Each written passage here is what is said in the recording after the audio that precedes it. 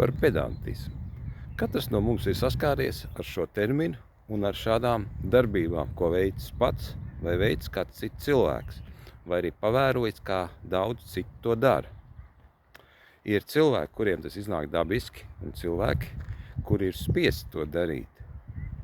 Ir cilvēki, kuriem tas ir iemācīts vai arī piespiests to darīt jau zināmā bērnībā. To pieprasīja skola, augstskola, darba vieta, kurā varbūt savādāk nemaz nevar. Bet ir daudzas lietas, kuras cilvēks vienkārši izvirza sev to latiņu tādu, kad viņš grib būt superpedants un superprecīzi visu veikt.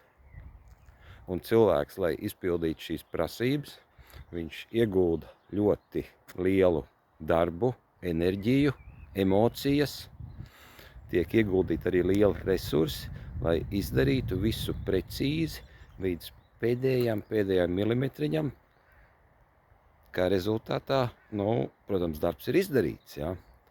Bet, ja pieliekam galā vienādības zīmi un skatāmies, ko mēs esam ieguvuši šāda ļoti liela titāniska darba rezultātā. Kāds ir rezultāts, ko mēs varam nosvērt, izmērīt, saskaitīt? Un tad rodas jautājums, vai tiešām tas visur ir vajadzīgs? Un vai tiešām šo pedantismu visi apkārtējie tik ļoti novērtē, kā tas ir iesēdies mums galvā?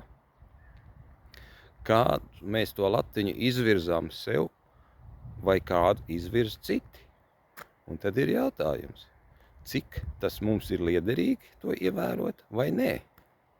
Un ko mēs iegūstam?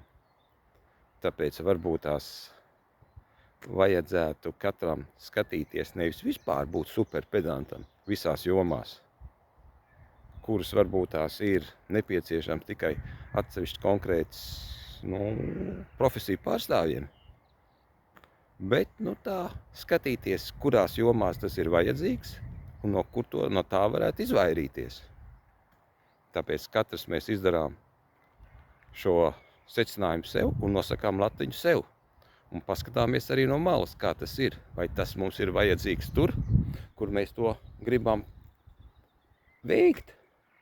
Un vai rezultāts būs tāds, kādu mēs gribam sasniegt?